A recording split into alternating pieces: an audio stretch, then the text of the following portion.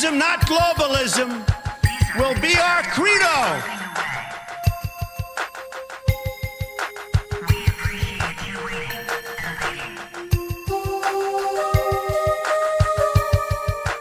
What is it you're waiting for? Do you even know anymore?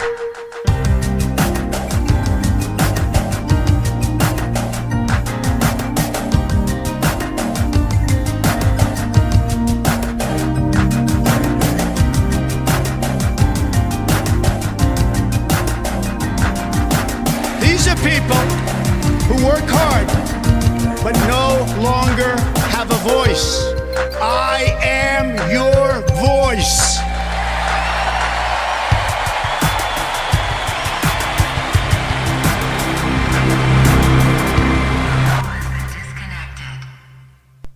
Hello everybody and welcome back to a brand new live stream. Make sure you guys hit that like button down below so we can get started. We're only 11 likes away from 100, and you guys know what happens at 100. That face cam goes on. So was going to do the stream yesterday, decided why not do it on Memorial Day. That way we could give a tribute to those who have fallen to protect our nation over the years.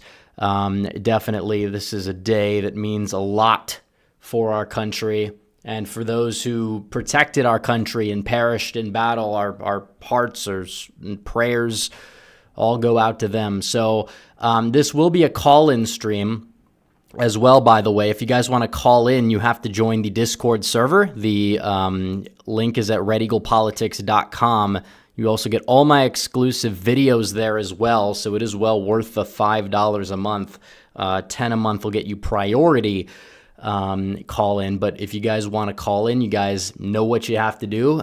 We will take calls later on, but it will be in the Discord. So if you guys want to wait in the waiting room, if you are going to call in, because I have a question I want to get to the people on, we're going to get that taken care of later on during the show. But right now, we have a lot to cover, and we have to talk about the big, beautiful bill.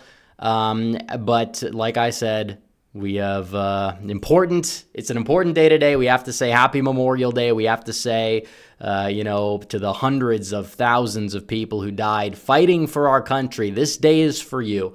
So it's a very sad thing, but definitely our hearts and our prayers go out to those who made the sacrifice for our freedoms. It's definitely a great day to honor them. And Donald Trump went to Arlington Cemetery today to do just that. But speaking of the political climate, what is going on? The House Republicans did something that I think a lot of people thought wasn't going to happen this quickly, and that was they passed the big, beautiful bill, which is basically Trump's agenda codified as much as they possibly can through Congress. And we talk about what's in the big, beautiful bill. There's so many things in this, but Donald Trump talked about a lot of things in the campaign trail, and some of them seem far-fetched, like building an iron dome over the United States to protect us, kind of how Israel and some other countries have an iron dome. He wanted to build it. Of course, it's going to be called the Golden Dome, the Trump Golden Dome over the United States. And there's so many things that this bill does, because if it doesn't pass, the tax cuts from Trump's first term go away. And that means that you have basically your taxes are going to go up. If you make like $70,000 a year, you're going to be paying several $1,000s extra in taxes if the tax cut is not extended. So that's an important thing that needs to get squared away. You're going to have to deal with it. You're going to have to make sure that you extend it. Otherwise, voters are not going to be very happy. And that goes for any side. It's a political layup, plain and simple. You got to make sure you extend the tax cuts. Also, removing taxes on overtime, that was huge. Removing taxes on tips. And while you can't technically, because of the Byrd rule, have no taxes on Social Security passed in this bill, what it does do is it allows seniors to deduct more than enough to offset that in many cases. So that's a good thing. It adds a deduction for seniors on their taxes. Also, it reduces the Biden wasteful spending that was set for the Inflation, they say Reduction Act. In reality, the Inflation Explosion Act. There's enough money to fund Trump's border wall, which I don't know how the hell they couldn't pass it in the first term. It's not that much money, all things considered, but they couldn't get it done for one reason or another in Donald Trump's first term. So there was that. And then funding for mass deportations. There's a lot of funding there to add at least 4 million deportations from people living inside the country, removing them, sending them back home because they're not citizens. They're not even people of legal status. They came here illegally, and many of them are on government benefits. And this bill basically allows it for these people to just be thrown off, where they're protected in many cases by the state Medicaids. Well, we're going to have to defund that amount of money from these states that go to protect these illegal aliens and allow them to have medical health care that they really shouldn't be having access to. So there's that. On top of it, this bill actually would allow for Mexico to pay for the wall because there's something called a remittance tax, and it wouldn't just be Mexico, it would be everybody, because if people are sending money overseas or if they're sending them back to like their home country, if they're a non-citizen, if they're an immigrant, that money doesn't get taxed, but we're sending money out of the country. This would allow it to be taxed to the point where it would keep more of that money in the United States and would shift the tax burden on or off of native-born Americans if that is to happen. So remittance tax, that will be put in place. The Iron Dome, Made in America incentives, so companies are going to be able to build their products and make their products in the United States of America. But you have senators that are grandstanding. People like Rand Paul don't want to extend the tax cuts. Very libertarian of him. Like, this is how you have these people. This is how they behave. Like, you have the opportunity to do something good, but it's not perfect. And then they buy into the liberal lies about the bill just so they can grandstand, because I don't know why. Why did they do this? Are they controlled opposition? Or is it true principles and it's just stupidity? Or what is it? Because it is a major problem. This bill does everything you need it to do. It is a massive bill, but it does cut a lot of unnecessary spending, and it's spending to cut that is popular. People don't like people abusing welfare. They're going to say that, you can't get food stamps, but you're not going to be able to spend the food stamps on a 6-pack of beer or malt liquor or ice cream or things that, are kind of like luxury items. You're going to have to spend it on actual food. This is the government's money. People will say, well, you're telling people what they can and can't buy. No, nobody's doing that. They're telling people you can't take our taxpayer dollars and then use it to become 400 pounds. I mean, it's common sense. Like, I don't understand why we are in a position right now where that's even like something that is allowed to take place. This bill corrects a lot of problems with our current society, but you have too many grandstanders. Like Tom Tillis is upset because the bill removes some of Biden's spending. And it's like, what are you trying to lose? Because you might win the primary, but you're not going to win the general if you can't turn out enough voters. And if you're going to pick the weirdest hills to die on that aren't going to add you any voters, but are just going to cause people to stay home, you don't deserve to win. You could say, well, he needs to win. That's not the point. I'm not saying vote against him. I'm not saying stay home in 2026 at all.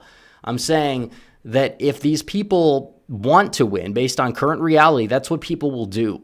And you have to be able to execute and make sure that you pass a bill. Now, could you tweak the bill in the Senate and then go from there? Yeah, I mean, if there's certain spending that they think they can cut that doesn't gut entitlements of legal American citizens or whatnot, yes, that's fine. I understand. But from what I can tell, you have so many people that like to grandstand and they don't produce a viable alternative.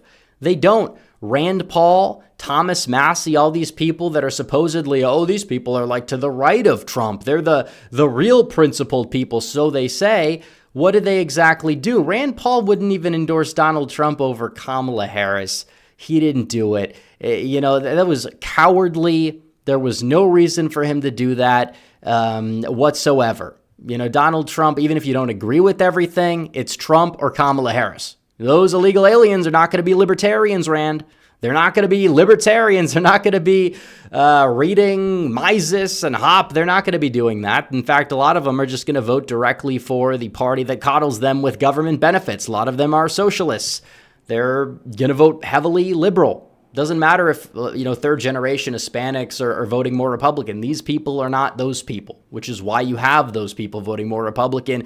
Donald Trump runs a campaign that, if anything, was quasi-nativist. I don't see it as necessarily a bad thing like some people. He just believes that we need to protect Americans first, aside from these other people that walk across the border and decide to demand that they can stay here for some reason. A country that would coddle those people is a country that's stupid and or hates itself, which is what we had for the previous 4 years. And now you see the economic numbers being much better because you're removing these people, and it's a very good thing. So when it comes down to the big, beautiful bill, we have to make sure that we're able to go out there and pass it through. But you have the grandstanders. And what do they do exactly? Like, are these people that are providing an alternative? No. And I compared it to a scene or a joke from South Park, because you had this episode where I don't even remember the context of it, but it was like this whole thing with a fictionalized version of Natalie Portman, where they kept asking her the same question, and she was like, no. And that's basically all these people do. The people that like to go out there and say, oh, no, we're going to oppose every sort of spending. We're just going to veto it, unless it's like a Biden spending bill. Then you could find like a few instances where the same people voted for the said Biden spending bill. But these people, when it comes down to allowing Trump to pass through his agenda, these people, in effect, are the same as Democrats, even though they claim to be to Trump's right. And that's the problem. I look at people like Mike Lee, who probably agrees with a lot of what people like Rand Paul and Massey say, but he understands politics. People like Andy Biggs, Paul Gosar. Compare those people to somebody like a Thomas Massey. You can see the difference. It's night and day. It's a night and day difference. You have these people that love to grandstand, and then you have people that truly get it and have good intentions, but understand how to play the game of politics and pass something that can get through. What about the Doge cuts? The Doge cuts aren't enough in there. You can't cut the Doge cuts in this bill. This bill is a reconciliation bill. This spending is mandatory spending. This is not discretionary spending. Again, people don't understand how the government works. You can't cut discretionary spending in a bill that revolves around mandatory spending. You can pass a standalone bill, and you should write the standalone bill, Thomas and Rand, that is going to go out there and cut the spending. But will you do that?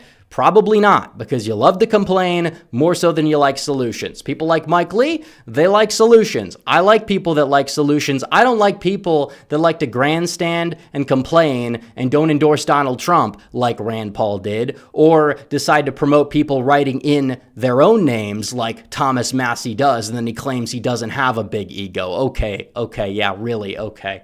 No ego there, just promoting people destroying the country by writing in your own name for vanity purposes, because Donald Trump spent a little bit too much in his first term, which, by the way, if he didn't sign those bills during COVID, they would have been overturned in terms of vetoes being overturned by Congress anyways. So you might as well take the credit for the thing at the time in an election year, you dumbass. Let's be honest here. Because you have so many stupid people that don't understand how the game is being played that want to lecture you on your support for Donald Trump or your support for a piece of legislation because they have the IQ of a walnut. And maybe they're choosing to, maybe they just don't know, and it's ignorance, but either way, we understand that this is not acceptable behavior. The bill needs to be passed through. If there are ways that you can tweak it, I'm open to it. I would like to cut more spending, depending on which spending it is.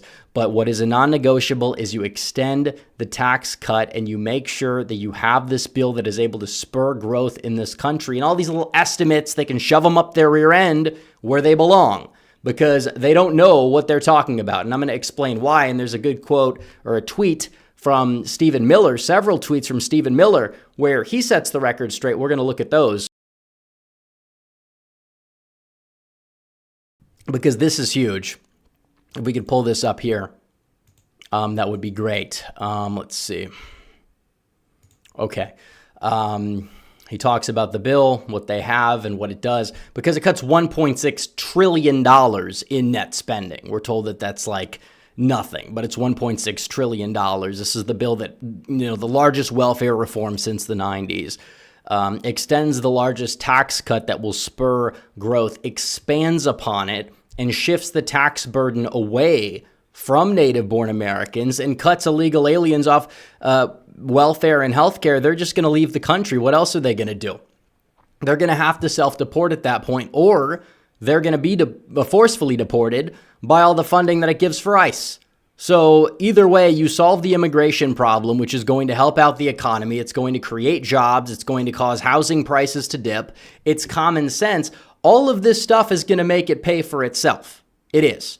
People want to talk about Trump's first tax cut. How many times did we hear, this is going to deplete the revenue? It's going to deplete the revenue. It's going to add to the deficit. Now, the deficit did go up in Trump's first term, but you know what also went up? Tax revenues. It's true, we overspent, we overshot the welcome with spending, but we didn't have these spending cuts in the tax bill. There are spending cuts in this tax bill that would have allowed for that to happen. So, take all of this into equation here, because you have a lot of things, and you talk about, American cars being tax deductible. What is that going to do? More jobs in the auto industry. Great for Michigan, right? Like, there's so many things that you could look at and say, okay, this is going to spur our economy. This is going to spur our growth. This isn't going to take away from our growth. This is going to add to it. And that's what we're trying to do here. We're trying to add to our economy, add to our growth. Now, like I said, and here's another good tweet he had,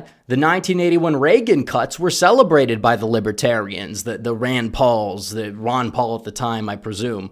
Plenty of people that would fit into the grandstander camp today. They didn't contain any spending cuts, but those were praised. But Donald Trump's tax cut, which is more comprehensive and cuts spending, libertarians are throwing a temper tantrum about it. Seriously? I think they just hate Trump because, I don't know, it's trendy, it's quirky. Oh, you're defying the masses. You're defying the whatever they view as like the MAGA NPCs. But they don't understand politics, and the supposed MAGA NPCs like me do. At least some of us do. And then he goes on record here saying, I've seen quite a few claims making the rounds on the bill that require correction. The first is that it does not codify the Doge cuts. So again, you can't codify the Doge cuts in this bill. They're discretionary spending. This bill cuts mandatory spending. That is an achievement. There's two different types of spending. People say the bill increases the deficit because of the tax cuts. But the taxes, like I said, first of all, the tax cut did not directly increase the deficit last time around. They lied about it. They were wrong. Maybe it was a miscalculation. Besides, the expert projections of the GDP growth from this bill would also showcase that it would outpace the last tax cut, which means more revenue, more investment, more revenue, etc. So again, maintaining the current rates doesn't add to the deficit whatsoever, because that's not how it works. But again, the spending cuts would reduce the deficit. So they don't know what they're talking about.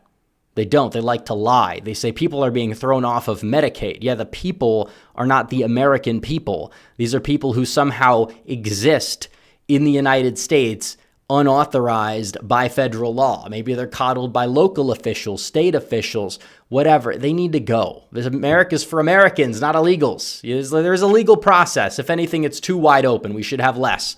We should have less legal immigration. I'm not here to dispute that, but we should have zero illegal immigration, and that's the main problem, because we've had how many people cross the border illegally over the past 4 years? Not as much anymore, but when it comes down to the tax bill and what this does, it's like we need to make sure that we can maintain our current tax rates and we can spur growth. And to do that, you're going to have to cut certain rates for certain corporations if they want to invest in the United States. It's an incentive, and that's just going to spur more revenue. It's going to pay for itself. It will pay for itself. Also, they say it spends trillions of dollars. But again, it's not a 10-year budget bill. It does not fund the operations of the government. Those are funded in annual budget bills. This is not. In other words, if the bill passed, the annual budget but the annual budget bill did not, there would be no government funding. Therefore, if we passed a one-paragraph reconciliation bill that simply cut $50 billion in food stamp spending, they would say the bill added trillions in spending and debt because they're counting all the projected federal spending that exists entirely outside the scope of the legislation, which is, of course, preposterous. They're lying about the bill. Things that aren't in the bill, they're saying are in the bill because those things will likely exist, and they say that adds to the deficit even though they already exist. And I'm not a fan of that, but that's the way it is. So again, they're counting all the projected federal spending. The only funding in the bill is the president's border and defense priorities while enacting a net spending cut of over $1.6 trillion. So you keep the tax rates, you have other taxes go up like remittances, shifting the burden of the taxation away from the native-born American. Meanwhile, you have the spending in total being cut because of this. So yes, it increases some funding for defense. Yes, it increases funding for ICE. We need that. Do these people want mass deportations or not? Because the same people that complain about the bill funding ICE and use that to talk about the number of spending in the bill are going to be the same exact people, by the way, the same exact clowns who are going to sit here and whine about deportation numbers not being where they are. Why? Why do you think that is? Do you have principle? Are you smart? Do you know what's in the bill, or do you just hate Donald Trump? Because I think the answer is the latter. And just be honest about it. Just be honest. Like, it's fine. You don't have to pretend like you're on our side. You shouldn't even be in the party, to be honest. If you can't view it through the correct objective lens of truth. So you have a lot of people like Ron Johnson. I like Ron Johnson, but he's off base here too. Josh Hawley, he's been a little shaky. But again, they're off base. I don't understand what exactly they're trying to do here. It's ridiculous, folks. It's ridiculous. But they want people's taxes to go up so they can maybe lower the debt. It's like I get clowned down for accurately saying we're going to have debt for a long time. We're not going to cut it to zero. Now, we would like to lower our debt to GDP ratio. We would like to see that, but I don't think you're going to really pay off the debt ever. Every country in the world has debt. Every country except like a handful has a deficit. You want the deficit to be lowered. I understand that. But, the main takeaway is just finding a healthy balance. That's what we're trying to do. And I think it'll pay for itself when we're able to mine asteroids for their precious rare minerals when the time comes, 15 years down the line. Like, that's when we're actually going to be able to start paying down debt. People, they'll freak out about something like that because it's out of the box. But in reality, it's going to take something like that, and it can happen. I really do believe it can happen.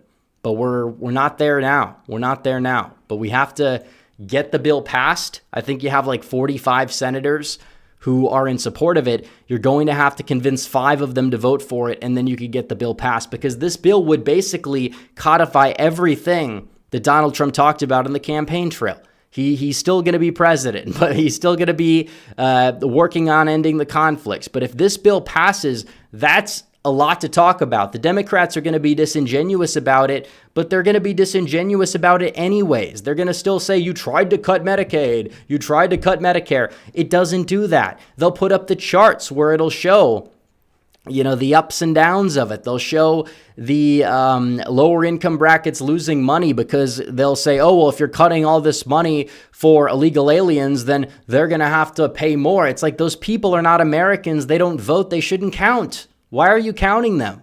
Like, they can't grasp critical thinking. They like to deceive the public.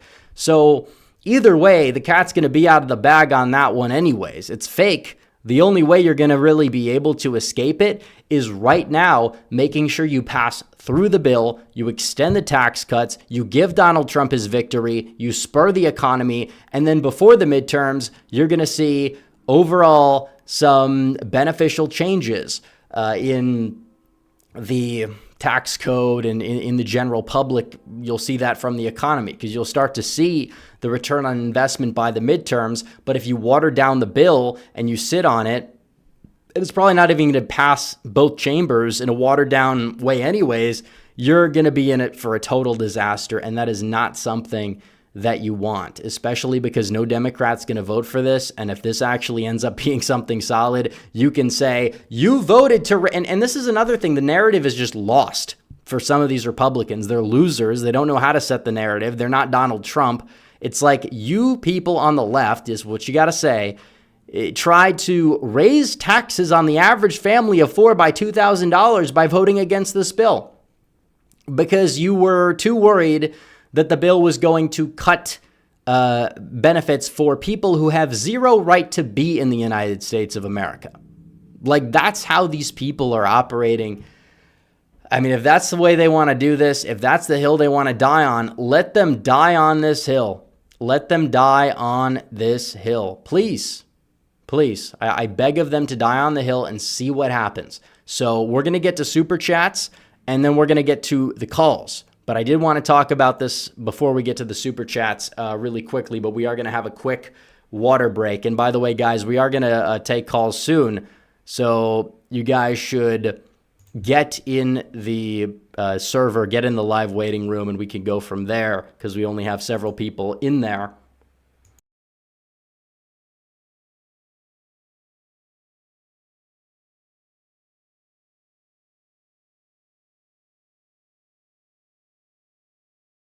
I was muted. Let's see. We can also look at this because we have new data on the issues where immigration, Republicans, and this is huge for 2026, they're winning the key issues. Obviously, there's a couple Democrats are ahead on in the same poll, like climate change and, abortion or whatever. But immigration, R plus 16, crime, R plus 16, the economy, R plus 8. Those are the two issues, immigration and the economy. And inflation goes into that. But you had the whole trade war, and it's still going on. But it does seem as if like you're not going to see ridiculously high tariffs. Those have been a negotiating tactic. Trump has been able to throw them out there at these other countries and leverage it to at least get a more reasonable rate so that a deal can be struck. He did it with China. He did it with the UK. He's doing it now with the European Union. They're delaying it until like July, August or something like that so they can actually strike a deal. That's smart. We'll see what happens on that front, but it's not going to waver the markets much because I think people are starting to trust the process just a little bit more. And by the way, the tariffs on China are wildly popular if you poll them, so long as they're not like 145%, because people view China as an adversary. They do. If prices have to go up on certain goods, then so be it for some people. You might say that that's not good messaging, but we're building more here. At the end of the day, it is a short-term loss for long-term gain, and the short-term losses are not nearly as brutal as people have made them out to be. You're not paying 100% of the tariff. China pays a price for them too. There's plenty of factors at play, but when you look at this, the trust on the issues overall, it's overwhelmingly positive. And then you look at the polling and you see Trump's approval rating is just neck and neck. I mean, given the whole trade war, you name it, it's 50% disapprove, 48% approve. That's pretty good for Donald Trump. He never was that high in terms of his approval in term one. So you kind of see a positive uptick. And then if you want to look at the generic ballot polls, which these are huge too, Democrats are leading, but they're leading by 1.8%. If you want to look at summer of 2017, the Democrats led by as much as like 15 points if you want to look at 2018 in the polling, which we could look at right here. But okay, we're blocked from access for some reason. They don't want me to show the people. But regardless, Democrats by 1.8%, a lot of undecided voters. Either way, the way you look at it, this is a neck and neck midterm. We understand that. And Democrats, even if they end up winning the generic ballot, that doesn't even mean they win the House. It just depends on where the margins are greater, where the margins are lesser. You name it, at the end of the day, it's going to come down to several seats. And Republicans have $600 million already in the tank to work with for the midterms that Donald Trump has raised himself. That since the election, that's like a whole nother presidential campaign, basically, they've already raised. So that's a lot of money, and we will see how that money gets distributed. But I did post a tweet, and this is going to be the question for the people when we do take calls, which probably is going to be in about 15 minutes or so. So feel free to get into the waiting room. But you have you have this deal on the table. Let's say you have a deal on the table. Will you take the deal? Will you sign the deal? Or are you at a point where we can do a little bit better? Because here's the deal. And I'll tweak it a little bit for the stream, because this is what I'm offering you on the table right now. Do you take it, or do you say we can do better? Because 70% of people took it, but there's not a yes or no answer. Besides, this was a couple weeks ago. Trump's approval rating was not rebounding nearly as much as it is where it is right now. We didn't know about how much money that Republicans had. But here's the deal. Republicans hold the main Senate seat. They hold all the seats they're supposed to hold. That would put them at 52. And they lose North Carolina, but they gain Georgia. Or maybe they hold North Carolina and they don't gain Georgia. But you have a 53-47 Republican Senate. So the Senate doesn't move. But the House is neck and neck. Now, I'll say Republicans have the House in this. The House, they'll win it 218 to 217. If they're able to do that, that would be huge, because they would hold the House. It wouldn't technically be an asterisk midterm because you still lose seats, but the House would not flip blue. 218 to 217 House. So it narrows. It gets tougher to pass Trump's agenda. Thomas Massie, he's definitely going to be the holdover here. He has a lot more power in this situation, but it's you don't have to take the coin flip thing at face value. But either way, the House is going to be decided by one seat. Republicans go out there, flip Michigan's governorship because of the three-way race. They flip Arizona's. They flip Kansas's. They don't get Wisconsin or New Jersey or New York. Democrats flip Virginia. I don't really think there's really any other viable flips for them. I don't think they're winning Georgia. They don't have a strong recruit in Georgia. There's not a snowball's chance in hell they're going to win in Nevada. I think they have a better shot in Iowa than they have in Nevada. I don't think they're going to win in Iowa either. But this isn't a red wave. It's a red wall, and that's the deal. So we're going to take the calls, but the question is, do you take the deal or do you not take the deal? Because I think you could make the case that you take the deal. And also, what if the House is a one-vote Democrat majority? Do you take the deal at that point? Because you don't want, and at that point, I think a lot of people would say no. Because even if they hold their own in the Senate, it's like, yeah. And maybe if you get the big, beautiful bill through and you expand in the Senate, people would be comfortable with, okay, yeah, one seat Democrat majority, that could flip back in 2028, and we'd be on our path to possibly in the high 50s worth of Senate seats. But I don't really see a midterm where you're going to flip like Michigan, New Hampshire, and Georgia and hold your other Senate seats where you don't regain the House, which is the problem, which is why I think this is a good question.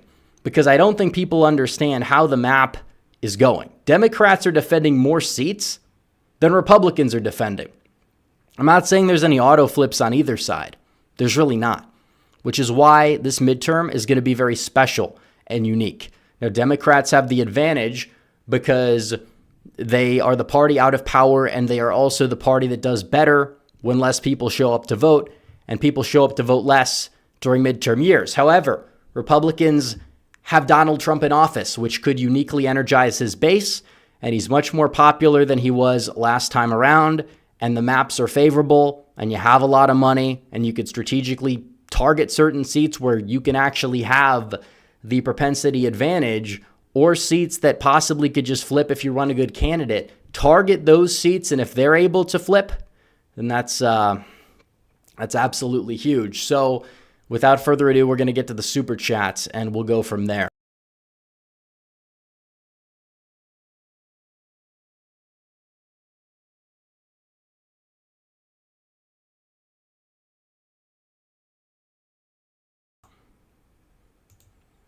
So we'll start off from the top here. Some person, I don't know which person, just some person, says, how would you vote in 1992-96? I think the correct answer is Perot in 92 and Dole in 1996.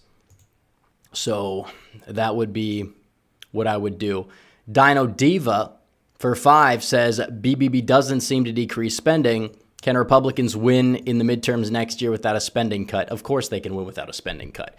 People are addicted to spending, and I don't think that's a good thing. But if you try to actually have a meaningful cut to get the deficit to zero, you would get wiped out in the midterms if that would go through, because it just would not be popular to gut or privatize or Medicare or Social Security, whatever. That would not be popular. But it does decrease spending. It does it in a common sense way. Now, people have twisted the reality behind this bill, and then you have the people at the same people out of the other side of their mouth saying he's gutting all these benefits. Yeah, for illegals. That's kind of the point. So it does decrease spending. That's what people don't understand. It just does it in a way that is subtle and in a way that is not going to affect the average American, actual American, who is not trying to game the system.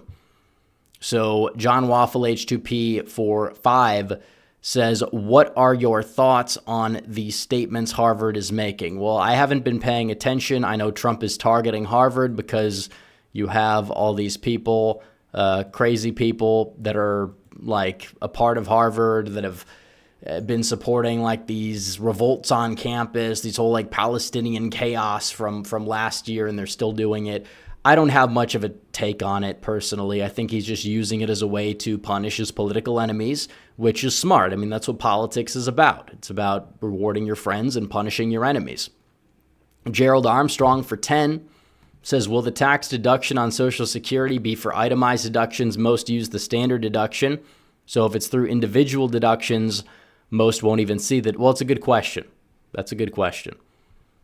Seeking Finding for 10 says no tax on Social Security means no tax on Social Security. That is what is promised. That is what I was promised, and that's not what is in the bill. I was lied to. Promise made, promise broken, liar. Well, first of all, take your medication. All right. Actually know the facts before you come at me with these long-winded super chats in all caps. Okay. It's just uncalled for behavior. Know what you're talking about before you come at me. First of all, let's get that out of the way. Secondly, it's not a broken promise, because if you understand how politics works and you're actually a smart person, you would know what the Byrd Amendment is, what the Byrd Rule is, and you can't pass this through in this bill if you wanted to. So if you want to say, oh, well, it doesn't say it. Oh, it doesn't say it. I don't care. It does it in a certain way, and you still have the ability to do it down the line. That's the main point. So you want to sit up here and find a reason to complain because you're miserable, then do it. Do it somewhere else. Call a different show, go on a different channel. That's just the way it goes. You have people that love to complain, and it's like, folks, chill out, okay? Chill out. Enough is enough. Johnny Heartdog for 5 says, can't stay long. I'm fed up with these senators. First the House and now the Senate. This is really pissing me off. It is, because I've had it with people in the Senate. I've had it with people that buy the lies and buy the nonsense and get hung up on the most ridiculous things in the world. Enough is enough. Enough is enough. Jonathan Magnall for 10 says, first time super chat. Thanks for your hard work. Did you see Massey's poll on X about the right way to vote in Congress? Where was the people option? I didn't see that. Johnny Heartdog says, don't be surprised if this costs us the... Well, I'm not surprised. I will not be surprised if it costs them the midterms if they don't actually do this. Tom Tillis is not going to win if he doesn't sign this bill, or at least sign a variation of this bill. Susan Collins it's not going to help her. She might win, but it's not going to help her. And then you have these other people like Rand Paul and Ron Johnson who have no business trying to obstruct this. They have no business. They don't gain anything out of it. They're just grandstanding. And I like Ron Johnson. And I agree with Rand Paul on a lot of things. Don't get me wrong. But you have an issue with certain people that just care more about grandstanding than they actually care about getting things done. And that makes me angry. Oh, it's principle. We can't do anything because principle. Well, then you deserve to lose your country because you're not actually taking action that you can take to save it. You're not willing to bend the rules where necessary to get things done. Then what's the point? What's the point of politics? What's the point of having power if you're not able to use it? Seriously. I can't get an answer to these questions. I'm sorry, but it's the way it is. So let's see. Yager Rodell for 20 says the big beautiful bill is nice and all, but not having any parts of Doge cuts is disappointing. So, okay, guys, and look, I'm not gonna, I'm not gonna get angry at every super chatter that says something. It is what it is.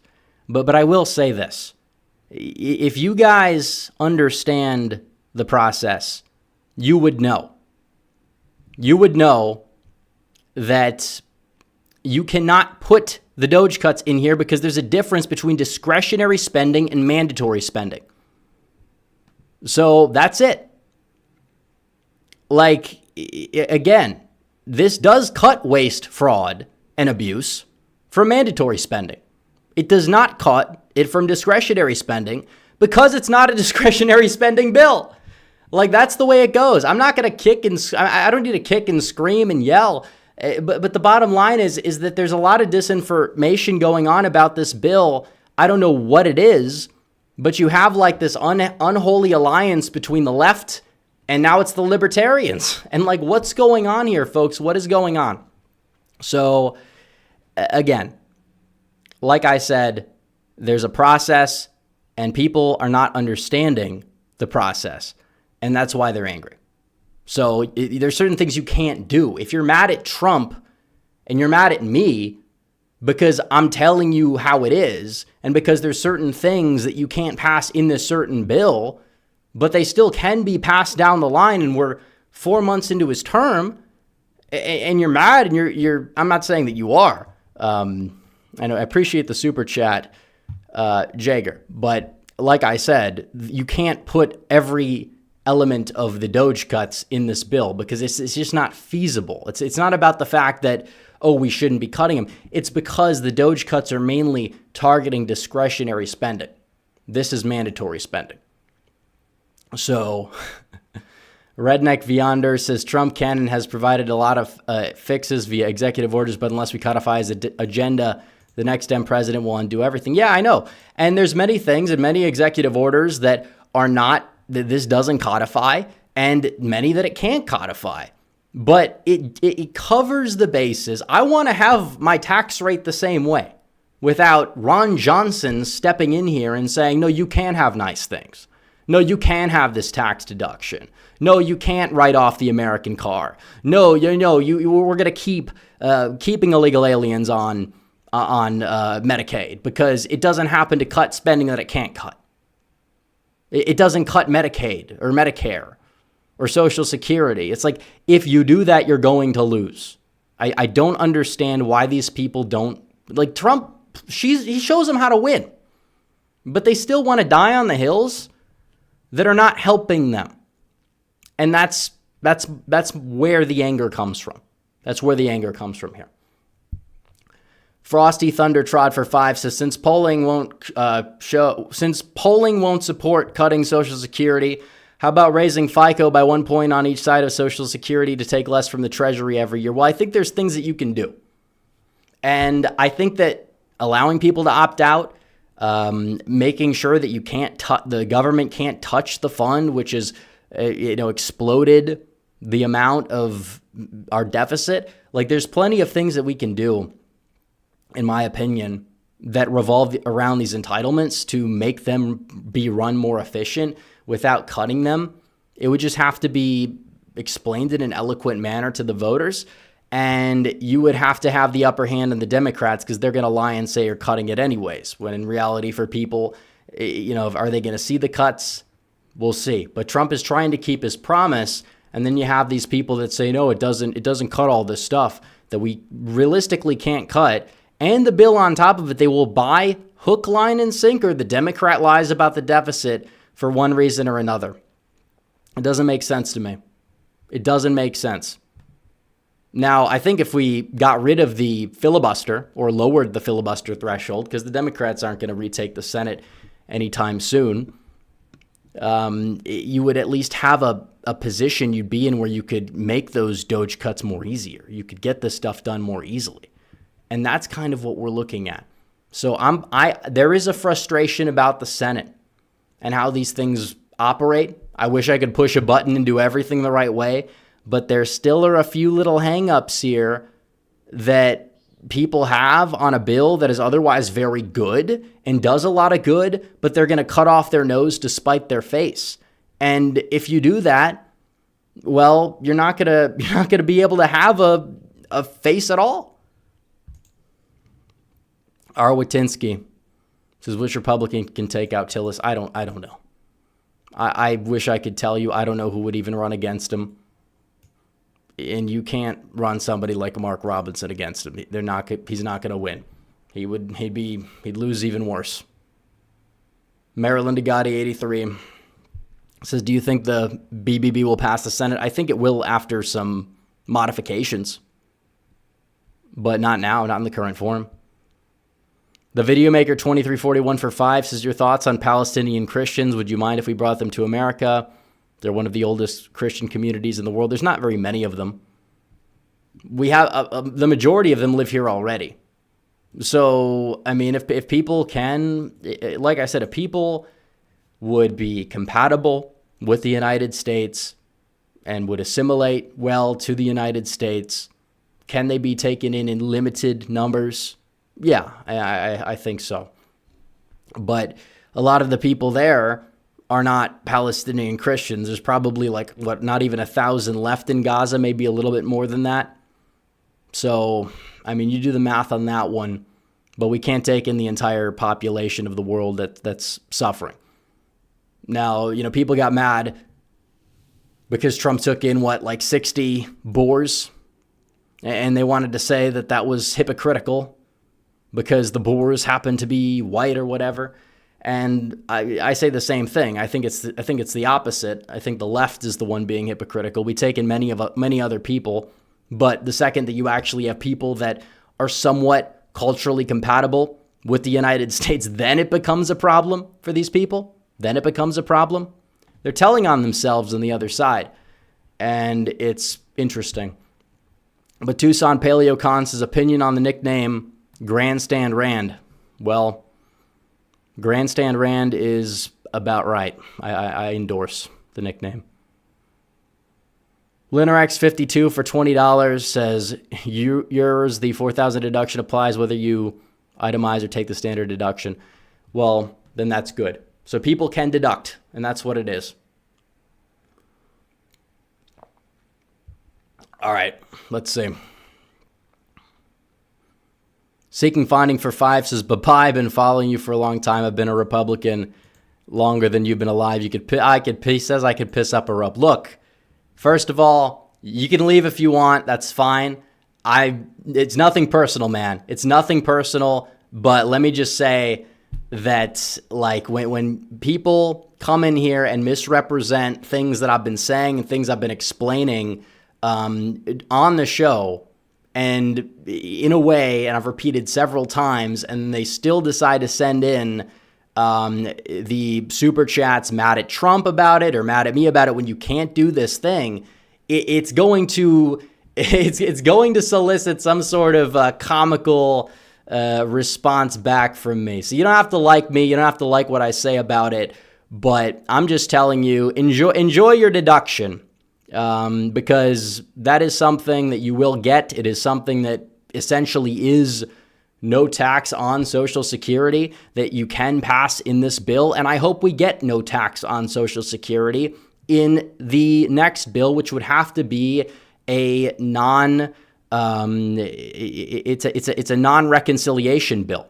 That's what it would take. So, I get it. I'll piss up a rope. I will do that. Thank you for the super chats anyways. If you choose to leave, you can leave. It is what it is. We got 200-some thousand other people. We have a great community, and you're welcome back anytime. Jonathan Magnall for 10 says, we're fighting against a deeply entrenched and powerful group of people. History would say we shouldn't win, but we are. They're trying to demoralize you for exactly. It's like if one doesn't crack, another one does. And if one doesn't, it's somebody else. It's like the Supreme Court. How do you have a 6-3 Supreme Court And it's basically 7-2 center left at the end of the day, because that's what you get. You got Roberts, who won't take a stand for anything meaningful. You have ACB, who is awful. And I said when, she was first being considered, guys, you're overrating her for one reason or another. And, well, looks like I was right. And it was far more than just me, by the way. I'm not just trying to take credit for that. You had a lot of people that were warning about her that were vindicated. So there's that. And then Kavanaugh, we talk about it every stream. This guy is you would imagine after everything that he was put through, that he would make Clarence Thomas in comparison look like Ruth Bader Ginsburg because of everything that they put him through. But at the end of the day, it's like he's one of the biggest pushovers of all. And it's unfortunate. Gorsuch is not as bad as those two, but he's not as good as the good two in terms of Thomas and Alito. And it's funny because you have people that'll say, maybe we don't want Thomas and Alito to retire because who knows who they're going to be replaced with, even if it's Trump doing this election. Which, again, I think that there's certain people now that Trump would have a better understanding. You have certain people that have openly come out and, chastise some of the other previous appointments and have written in op-eds in support of decisions that Thomas and Alito have supported, or they've supported the dissent of it. So that's kind of a thing. Eris Walker for 5 says, aloha, you think Hawaii one day could go red? People here, one day. But I don't know. Hawaii is a very interesting state. It's very interesting. I am Battlefield for 2 says, I believe we can flip Michigan Senate. Well, I think we can too. It's a weird feeling I have about Michigan in the midterms, and usually I don't have that feeling because I know how Michigan goes in elections when Trump's not on the ballot. But I think with the three-way race combined with the fact that Whitmer's not running for that seat, there's kind of a talent deficit in that state. And if Trump can energize his base in the state because he's in office, I think something possibly could happen. Let's see. The Videomaker 2341 says ACB, Kavanaugh, and Gorsuch all suck. Yeah, I think Gorsuch is the best of those three, but he's not perfect either. Tucson Paleocon for 5 says, hypothetically, would you be okay with all South African Afrikaners moving to the U.S.? The Midwest could use some agricultural talent. I don't think we need 4 million at once. I think you look at a country like Australia. They're very compatible with Australia. Australia takes in immigrants from a lot of places, but not for some reason those people. I think that they would be much better off in Australia, who could use, they have a lot of land, so much land. It's like if you were to drive from, Perth to Sydney, it's like a 20-some hour drive, and it's all empty. And some of the land probably is not going to be perfect for farming, but, those people would do a great job there in Australia. But we have a lot of people. We have a lot of farmers. If, let's say you have some people dying out, some of these places where, you talk about the Midwest, you talk about the Great Plains, could we have some of these people come? And yeah, I'd be open to it, especially because they would probably be Republican. They would probably represent, the values of where we want to shift the country more. That'd be great, but by how much? I'm not saying dump the entire country of South Africa or dump the entire rural Boer population of South Africa onto Kansas. Obviously, would you have the same cultural impact in terms of a negative way that you would if you dumped half of Haiti into Ohio? No, but it would still not be ideal. I think it just depends on finding a number that we can fit, because if, it's a logistical thing. It's a logistical thing. Let's see.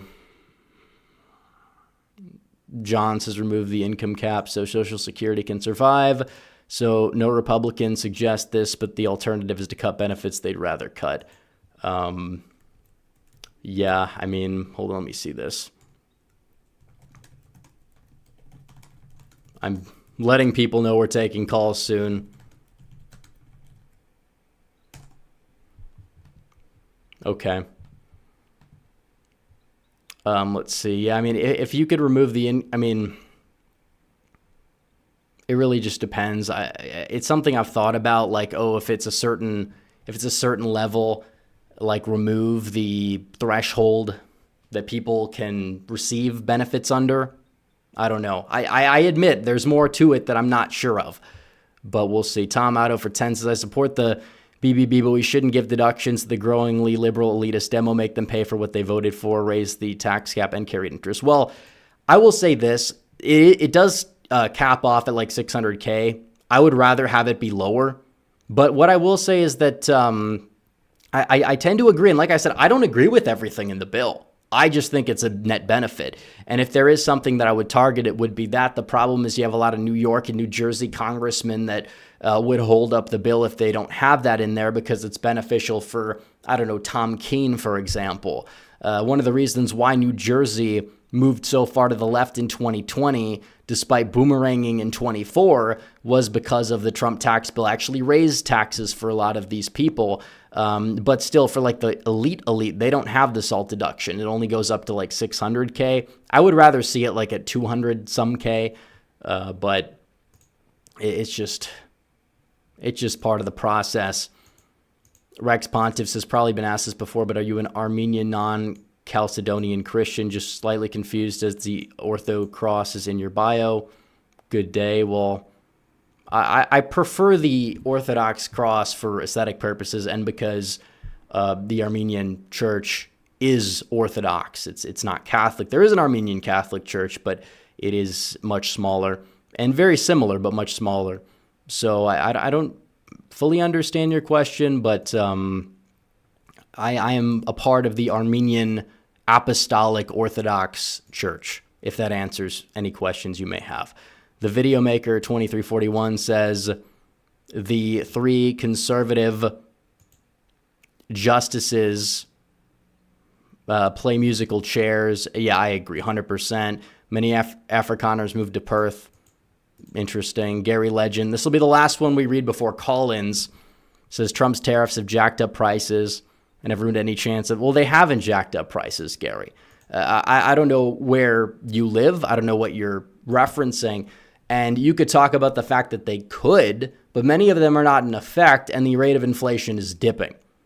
So if anything, they've lowered prices because certain goods, because of the tariffs, because of the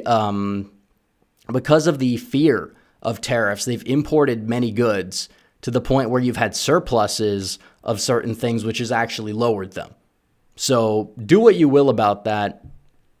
But I have not seen, even Axios, liberal Axios, that covered up for Biden for so long, has come out and said that you have the tariff concern overblown. So, if we're sitting here a year from now and inflation is back to Biden level inflation and the trade war is a bust and we have 200% tariffs on everybody, you may have a point, Gary. But that's not where we're at right now. So I'm confused as to what you're referencing. I don't know if you are a liberal who is coming in here and is LARPing, or if you are genuinely concerned, or if you feel as if, inflation still not being at 2019, like in terms of certain prices, if you're placing blame for tariffs there. But I'm just talking about what I've seen. I'm talking about the data. So that's what I'm basing it on. So I don't know what would spark your comments there. But regardless, we are going to be taking some calls here. Let's see. We have 2 people in the live waiting room. We will be taking the calls, but I didn't want to put this graphic up here because the question is, would you sign the deal? You hold where you're at in the Senate. Governorships run their course. You have the House majority. It's 50-50. Do you sign the deal or do you say, nope, we're going to demand more? Because I think it's a very important question to ask ahead of the midterms. 218 to 217, Republican House. We'll go with that. And then we could say, what about the Democrat House? Would you take that even if you gained a seat or 2 in the Senate? Like, what is your benchmark? Because it's interesting to look at this. There's not a right or wrong answer. There's not a right or wrong answer. You could say, well, after 2018, we understand the party out of power. They've gained certain amounts of seats, and we don't want that to happen. So even if the Democrats gained the House by a couple seats, it wasn't that bad. And historically, they wouldn't be wrong. But given what we have, given the position we're in, given the high floor, can we do better? Can we demand more? That's really what we're looking at. So we're going to take a few calls here. We'll start off with, Lead of Nova. I see some new people in chat. We'll start off with Lead of Nova. Lead of Nova, how you doing? Are you going to have to turn down the volume there? I can't hear you. Can you hear me now? I can hear you loud and clear. Awesome. So welcome. Welcome to the stream. I assume you've heard the question. Would you sign the deal that I've proposed for the midterms? There's not a right or wrong answer. Just trying to gauge where the public's at on this. Okay, I would absolutely sign it. And if I may clarify just a little bit here, I really feel like, and this is, I'm sure you cover this. I followed you for years, so I know how you feel about a lot of stuff. But like abortion, we're doing the same thing. And I'm an abolitionist. Like I'm full on for like, hey, there needs to be charges. That's murder. It's wrong.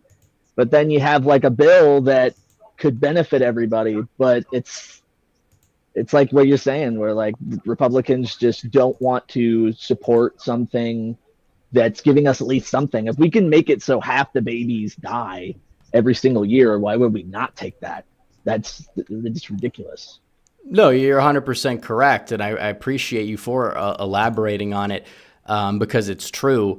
And you have people that will make the perfect the enemy of the good, and that is honestly, in my opinion, the biggest obstacle. It's not even people on the left or even the rhinos, because even if you are super based and you get it and you have all the right opinions, but you don't know how to play the game, you at the end of the day are in the same boat. You are taking the same pathway, and your vote is at the end of the day the same, maybe not for the same reasons, as the people on the other side. And it's kind of like you have a reverse uniparty, the people that are so against the uniparty that they can't take a good bill at face value, so they indirectly join it. It's a strange, weird alliance that these people have. But I appreciate the call. Yeah, definitely. I mean, if I may say before I go, I mean, look at what they can just continue to keep doing the same stuff. Like it's just like with abortion, just like with all this stuff, they keep doing the same stuff. We can't get people to agree, and it's almost like they're almost worse than the Democrats at some points, because they kind of make it look like they're your friend, and then you're like, come on. Yeah. And just another quick question before I move to the next caller. Would you take the deal if it was a 218, 217 Democrat House, even if you expanded the Senate for the Republicans by a little bit? I'm sorry. So you're just to get your question right. So you're saying, like, say if we voted for this, but it made us lose the House, and we didn't expand in the Senate? Is that what you're saying? Well, no. The deal for the midterms would be if the Republicans, let's say in this situation, because I'm putting a spin on it, because you said you would accept it if they hold the House even narrowly and they hold the Senate margin they have now. What if they narrowly lost the House, but then they expanded in the Senate, which set them up for a possible path to a filibuster-proof majority down the line? Would you take it, or would you say just have the trifecta for the next 4 years, and you'd rather go for that? Man, that is really good question. Me personally, I getting able to be out of the filibuster down the road and looking at this long game, like, hey, is Vance going to be 2028 or whatever Republican we choose? Odds are, if Trump's presidency is successful, they're probably just going to pick up the mantle like Bush in 92. So I think we should not lose the House, because I really feel. By the way, you can blame Republicans for that too. By the way, spending how much on Larry Hogan and frickin' Maryland? Jeez, sorry, I don't mean to rabble on or anything. But yeah, I think I would not, and I would keep the House and keep the trifecta, even though it does suck that it's so thin. Yes. Okay. Well, I appreciate the call. We are going to move on here, but thank you, Lead of Nova. And again, guys, if you guys want to call in, if you guys are part of the Discord, you can call in. If you guys want to join the Discord, you can do so at redeaglepolitics.com. It is just $5 a month, 16 cents a day. Support the channel. Join the live waiting room if you're a part of the Discord server. I don't know what exactly is going on here, but once again, we have several other people. Carrie Lake Megafan is in here. I don't know this person. They just joined the server, so could be a troll. We'll take it anyways because we like to live on the edge. Carrie Lake Megafan, you are now on the stream. You're now on the air. Can you hear me? Hello, can you hear me? I can hear you loud and clear. So, again, I'm sure you've been paying attention. Hold on just a second. Okay. My voice isn't wanting to work. Okay. Okay. Well, in the meantime, would you sign the deal for the midterms? Republicans hold they hold it 53 in the Senate. The House. I can't hear you, so I'm just going to do this. Okay. That is inappropriate. We disavow. Kick them out of the server. I don't know who this is, but they're not that unacceptable. Unacceptable. It's funny, I get it, but we understand. It's been a while. It's been a while since we've had one of those, but I knew it. I said, okay, is this a person? They won't think I'm going to let them in, but it's like I didn't recognize the voice, so I'm like, maybe it's a real person, and then they start trolling, and then it's just like, okay. But we don't get an answer. I should have been prepared to pay, like right as he came in, because he went on for I think a second or two with that audio, but it is what it is, guys. We don't have. Okay, we have one more in chat. Do we have? Let me see. Let me check the super chats. We'll read the super chats first, but let's see. Yeah, I should have had them. Well, we did have the mute button on deck relatively quickly, but it's funny. I mean, it's funny to an extent, but guys, come on. Got to be better than that. I am Battlefield says, can the Virginia Senate be flipped in 28 with Youngkin on the ballot? I mean, it's unlikely that they get. Is there even a Senate race in Virginia? I don't think there is, actually. So no, they would not be. It would not be able to flip a Senate seat that would not exist, unless you're talking about the Virginia Senate itself, which would be the state Senate in 29. Absolutely. But not in 2028 because there's no election in 2028 for either one of those things. XJ Cherokee Bear says, R.I.P. Phil Robertson, absolutely. So we have more people in chat. Thankfully, we have more people, and hopefully no trolls here. So we will go live to we'll go live to TOS. TOS will be the next one. Can unmute his microphone whenever he gets the chance. But you're on the air, TOS. So would you sign the deal? Do you know what the deal is? Have you been watching the stream? And if you have been, would you sign the deal where Republicans hold it 53 Senate seats? The House is a 1-seat majority for the Republicans, and the Republicans flip a couple governorships. Democrats get Virginia, Republicans get Arizona, Kansas, Michigan if it stays a three-way race. Would you take the deal, or would you say no deal, I demand more? Of course I'd take the deal. I mean, I feel like there's no real reality where the Republicans keep the House, even if Trump has like 600 billion, or not billion, but $1 million in his war chest, like that one Politico article, I think it was a couple weeks ago. I think, Correct. yeah, they needed anything to keep the House. And yeah, I think I would sign that deal because there's just so many seats like in California or New York or even in some of these swing states that we can pick up. But at the same time, I feel like, it's just going to be very, very tough. And we're still kind of feeling the effects of the Republicans carrying out a very weak redistricting process compared to the last one, at least. Yeah. So, yeah, of course. And like I said, there's not a right answer and there's not a wrong answer. I mean, you're just trying to gauge where the public is at about this. And I will say, since you seem to be ready to sign the deal, absolutely would take it. Would you sign it if it was a narrow Democrat majority in the House, like a 219, 216 Democrat majority, if you're confident in the Democrats' ability just because Trump's in the White House? Would you sign the deal? Would you take that deal? Yeah, I would, because I really just think Republicans are going to get. I mean, I don't want to be too much of a doomer, but they are going to get destroyed in the House, at least. I think they'll probably, their floor, it doesn't sound that bad aloud, but their floor is probably like 200 seats. But it just wouldn't be a little good. bit higher than that. But just given the maps, would you say maybe like you're expecting like 207s, the Democrats gain like, I don't know, 12 seats, 15? Sure, yeah. I think they'll probably, gain some of those Pennsylvania seats back, probably a few of those Michigan seats back. Yeah, and I think Republicans, they're probably not going to net, but I do think there's probably a few seats in like California they could also pick up, or in New York. Okay. I think they could probably win like Adam Gray's district back, maybe Garcia's, maybe Esposito's in New York. Yeah. Okay.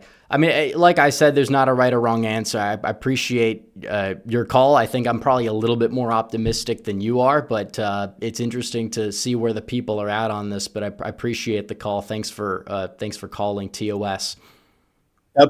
So we will move on in a second here to Matt, who's the next caller.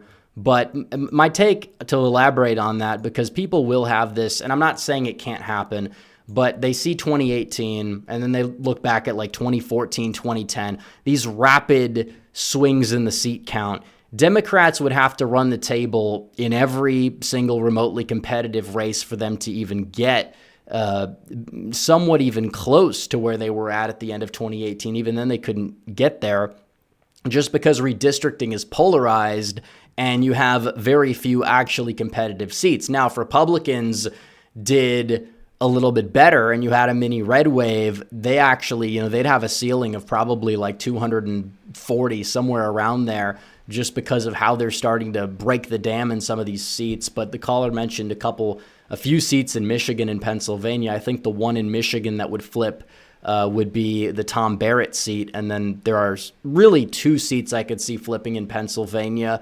I think Democrats probably end up getting one of them, but we'll see what happens if Republicans can have a good year with turnout. Probably won't win the governorship, but I think that they could hold, depending on how these things go. Mitchell Ryan for 10 says, Red Eagle, according to Trump, gas prices and grocery are down, but I'm still seeing high prices. Do these prices depend on where you live? Well, first of all, they do. Second of all, Donald Trump saying, I don't know what he said about like a $1.98 a gallon of gas or something, that's an exaggeration. It's something Trump typically likes to do. He's always talks in a hyperbole.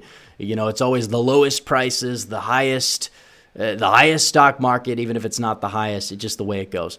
But in terms of him saying that the gas and grocery prices are down, he is right. I mean, grocery prices overall are not like back to 2019 level. Gas is not at 2020 level, but gas has gotten cheaper.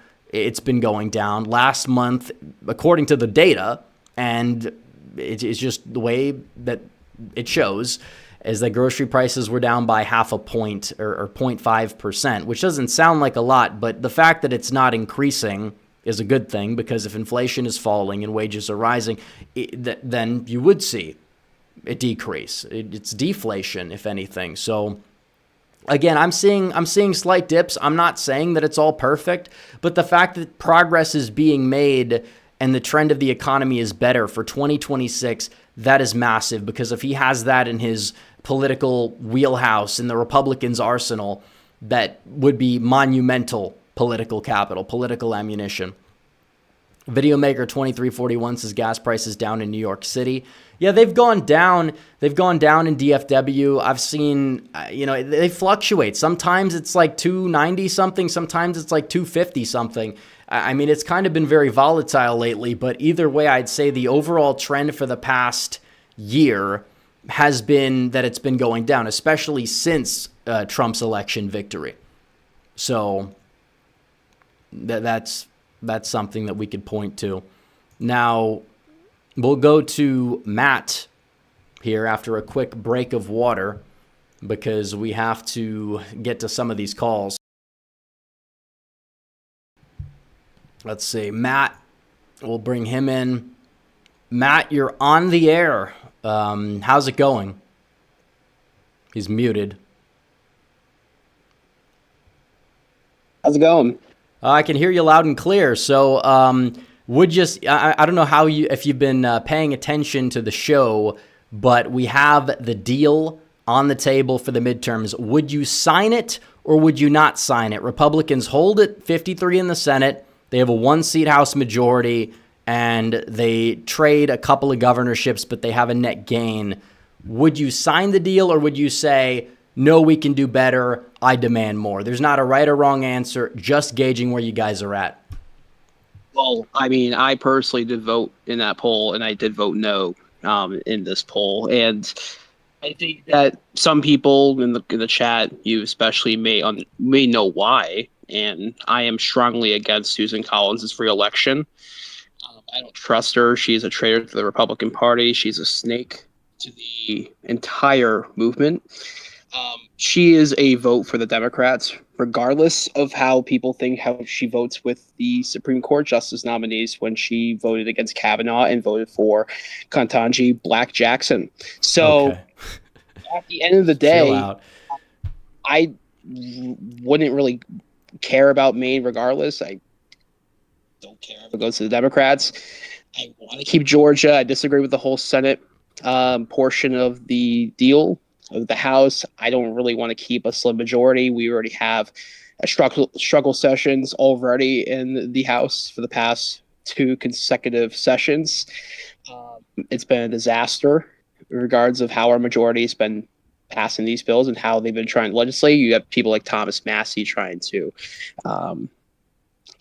block these bills from passing, and yet we have to get some Democrats to kind of side with us. But I do agree with the GOP governorship. I think maybe we could do better for Wisconsin. Hopefully that we can run somebody fantastic in the state of Wisconsin that will appeal to those voters. I think we can. But, in terms of what you're saying, are you saying that you don't care who controls, you're saying you don't care who controls the House because you think that either way they're identical, they're equivalent? You're saying you don't care who wins the Senate race in Maine. I'm not trying to put words in your mouth. I'm saying, is that why you will not sign the deal, or do you think it's because we could do better? Republicans do a lot better in the House. I don't really think that we need to have a 218, 217 majority. What I'm saying is that I rather have a House that has more Republicans in order for us to at least maybe have a couple disagreements on our side, like Massey or Chip Roy, where we're not going to have so much of a problem trying to pass these bills into law, or at least passing it through the House. I would rather have at least a 9-seat majority like we did in 2023, or I believe it was around that margin. But yeah, I would rather have something more comfortable like that than a 4-3-seat majority like we've been having the past couple sessions. So I don't want the Democrats to win the House in 2026, though we don't know what's going to happen in the next year and a half. But I would prefer that we have a stronger majority in the House, a bigger majority in the House. There's a couple Senate seats I wouldn't really care less. I don't want to trade Georgia for North Carolina. I think North Carolina should stay. I think that Georgia should also be flipping. But I think there needs to be some changes in your little deal, and maybe I'll vote yes. But at least one of the things I agree with is the GOP majority for the governorships, though we should be stronger with that too. So that's my opinion on that. Well, I appreciate the call. And again, not a right or wrong answer. I'm not here to judge people's opinions on if they would sign the deal or not. I am interested in hearing the I guess you would say, rationale behind the deal. Would you take it because of this or that? But if you would say no because you think you could do better, fine. I agree that if we have an opportunity on the table to do better, that's great. But holding a trifecta for the next few years, this is something that I would also say, yeah, I'm more than cool with that. So again, I wrote this poll, I wrote this question in mind with the notion that I think you could make the case for either way. Otherwise, I don't think it would really be a question worth asking. So I'm glad we have a diversity of opinion on this. Let's check these super chats. Videomaker 2341. So yeah, Kentaji Brown Jackson, Kentaji Black Jackson, close. I mean, it's similar color that's used as a surname / middle name. I don't know if that could have been, that very well could not have been intentional. I get it. It's a joke. We can have edgy jokes here and there, guys. It's fine. I don't have a problem with that. Optically, it's a lot better than blasting music in the blasting music in the call that is going to get us outwardly demonetized or try to get us demonetized because they think it's funny. And I mean, it is to an extent funny, but it's just, I guess it's not funny as much when it's directed at you. We've had some entertaining trolls throughout the years. We used to do a lot more call-ins back when the channel was much smaller. So we'll bring in SoCal, who's in the waiting room, who put in chat that he would 100% take the deal. So we know the answer, and we'll bring him in. But SoCal, why would you sign the deal? What's your rationale behind signing the deal is what I'm saying. I mean, I think it's a really good deal. It's a historically great midterm performance. I mean, 53 Senate seats, not losing any Senate seats, barely losing any House seats. Maybe even we keep the House. Maybe if we lose that House seat, I could see why some people would say that, but I would absolutely take the deal.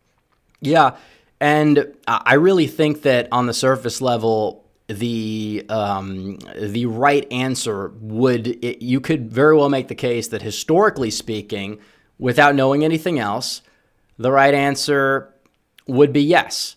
Because I think that it's true that you don't usually even have a slight loss. Maybe it'll be like a 2022, but even then you would lose the House. If you hold the House, you hold the Senate, that's another mandate to enact your agenda, and for Republicans to now be this party that doesn't even do well in midterm elections, for them to be in a position where they would go out there and do well, it would be even a massive, I guess you would say, even a double victory. So I agree with the rationale, but the other flip side of it, and I'm not saying that the right answer is no either, but you could make the case that if, let's say, Donald Trump, all this money in the war chest, everything that's going on there, if his approval rating stays at 51 and Republicans strategize and target certain House seats, that maybe it's like an expectations change kind of thing where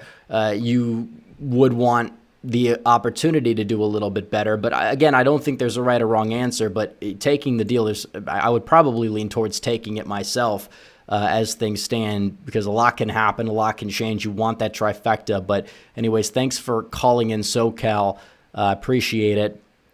Let's see here. We will look at the super chats. I am Battlefield says 54-46 Senate majority. Michigan flipped. Mike Rogers almost flipped Michigan without much funds from the GOP. Imagine how he would perform with proper funds. Yeah, I mean, it's possible that he already has the name recognition to slide into that race. I personally, not the biggest fan of the guy. I know why people don't like him. I know why people would be comfortable with running him because electorally speaking, he's not somebody that's going to be any sort of liability. So, again, let's see. We have two people. We don't have a lot of people here tonight, so let's go to the next caller. We'll do it. We'll bring him in. We'll bring in Lalo. He likes to be a dickhead in chat, but for the sake of the stream, let's see what he has to say about this deal. Lalo, you're on the air. How's it going, and would you sign the deal or not? Do I support the bill? No, of course I support the bill. No, not the bill, the deal. Oh, the deal. Yeah, of Yes, course. the deal. I just think, yeah, of course. I just think that all these people in the chat that are counter signaling it are stupid. I mean, somebody very wisely put it as Grandstand Paul and also Thomas Massey, who was really just the dollar store of Rand Paul. They're all jokes, honestly, standing on a principle that nobody cares about. I mean, just take it back to a year ago. I saw this guy waiting in line for a Spirit flight, and the only people that take Spirit airline flights are losers. So Okay, Thomas Massey's a bum. Okay, I'm not talking about. Okay, this is.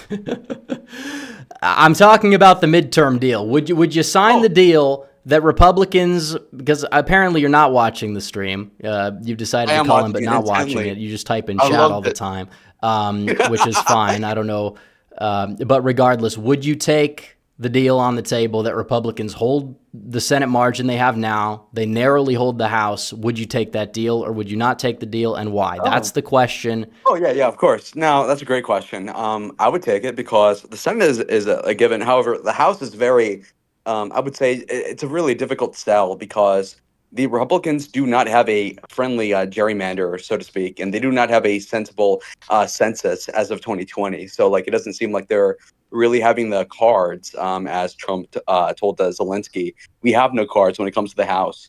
And when it comes to this bill that passed by a singular vote, I mean, it's not really ideal. And so, I mean, it seems like we're going to lose the House regardless of what we do, which is too bad because when you celebrate the success of an administration that we have, it's seemingly not going to reflect well in the midterm. So I would take that deal, of course. Okay. All right. Well, thanks for the input. Thanks for calling. We are going to go to Don Jr. We'll see if he answers the question properly this time, because some people have not done that. So, Don Jr., you're on the air. How's it going, man? Thanks for having me. Great to be here. Going well. How was your weekend? Doing great. By the way, for the chat, this is not actually the Don Jr. He's Discord Don Jr., because I think some people were asking that. But No relation. Yeah, no relation, just the username. But in terms of the deal on the table for the midterms, there's a hypothetical deal. Would you take this deal, 53 Senate seats, to, a 1-seat majority in the House, knowing that usually Republicans lose, or if you're in power, usually you lose seats, if not the House. Technically, in this case, they'd be losing 2 seats.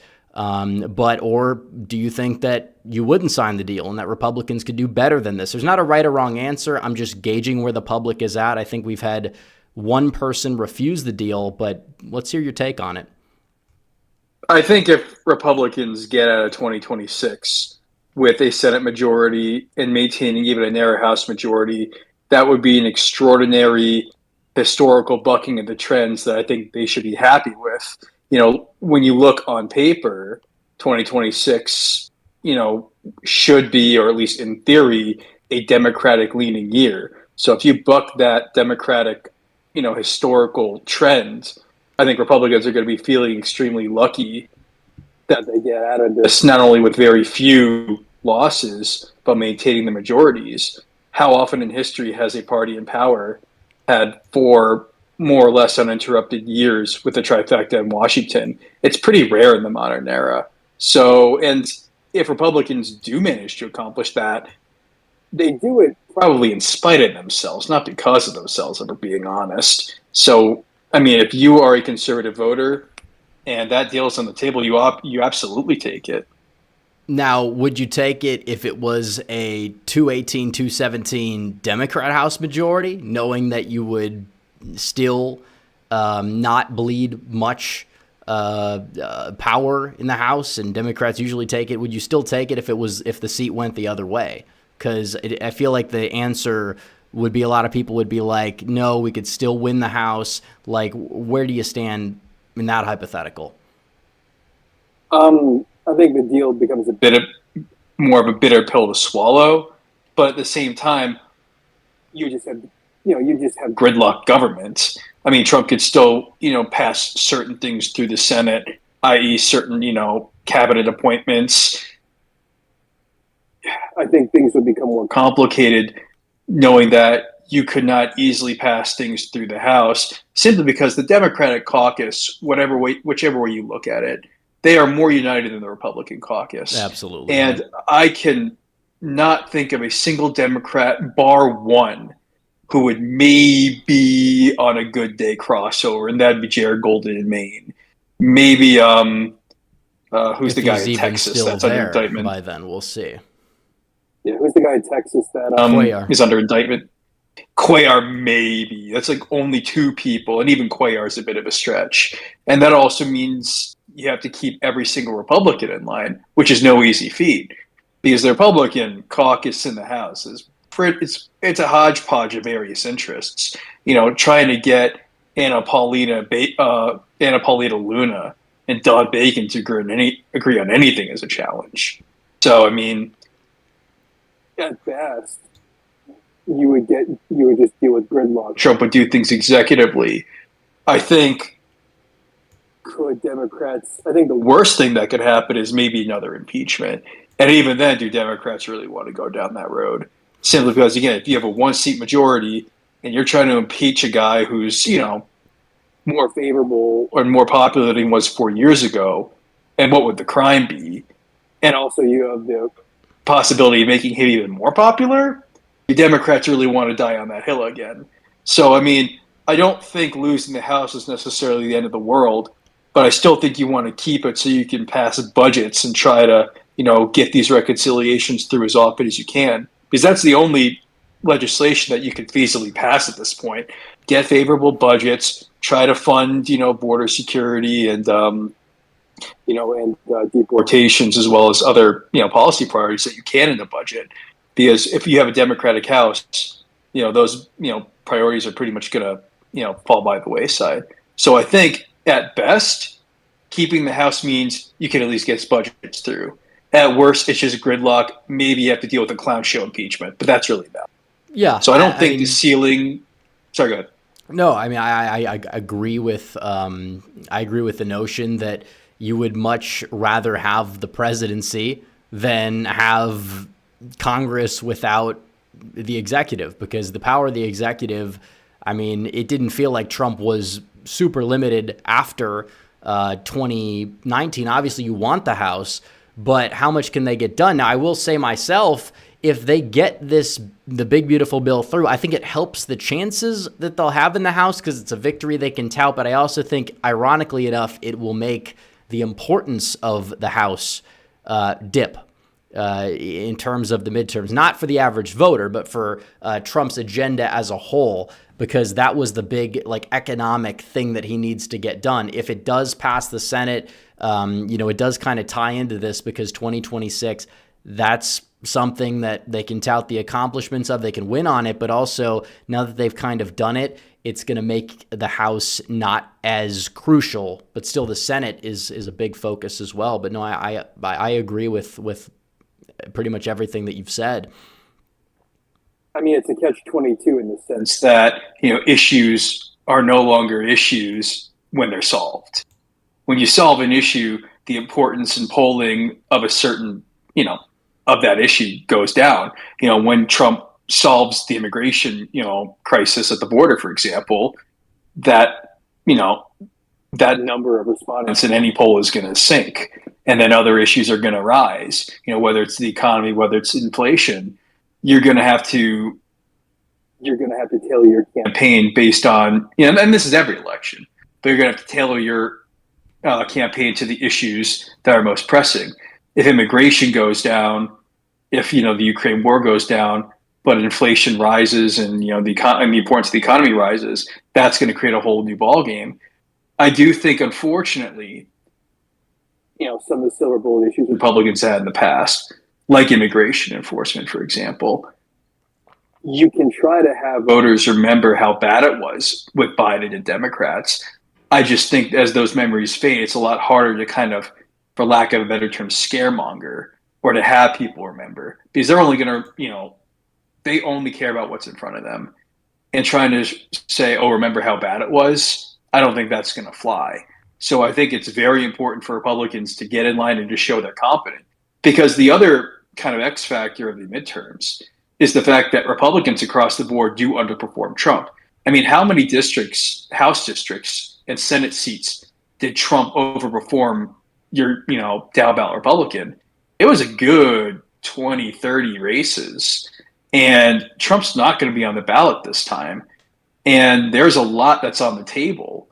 And do I have absolute confidence that Republicans either have the will or the expertise or the smarts to seek those opportunities? I'm not optimistic. I think Republicans are very much relying on the idiocy of the Democrats. And they're unpopular and they're choosing ridiculous hills to die on. But they still have the higher propensity electorate and higher propensity voters in their corner. And they're always going to turn out, no matter really how unpopular they are. We kind of saw this in Wisconsin. We're seeing this in special elections across the board. Not that they're necessarily the most predictive, but Republicans may spike the football and say, "Oh, Democrats have a 29% favorability rating." When midterms are all about turnout and propensity, it kind of creates a new playing field.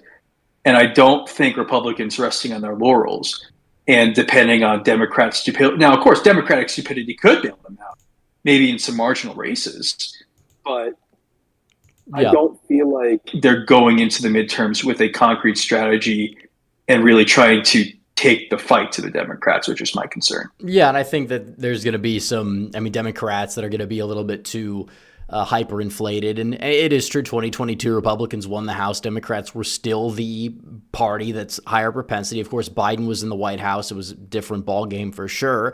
I'm not saying that Republicans can't win the House, but you're right. It is not a done deal either way. I think it's going to be very competitive given the way the map is and given Trump's approval rating being much, much better than it was in the 2018 midterms, and he's more popular in general. So there are plenty of reasons that this could be a different type of election, but Democrats, despite having their low favorable rating, they still they still are going to be competitive just because of the fact that they are the high propensity party, and it's a lower propensity, the higher propensity party when it's a election that is not full turnout, even though there still is going to be a ceiling, and Republicans need to deliver as much so they can move past that ceiling to outvote them if possible in certain places. And honestly, certain places, Republicans are the high propensity party in certain seats. And it's partially why seats like the Adam Gray seat, the Duarte seat in California, flipped in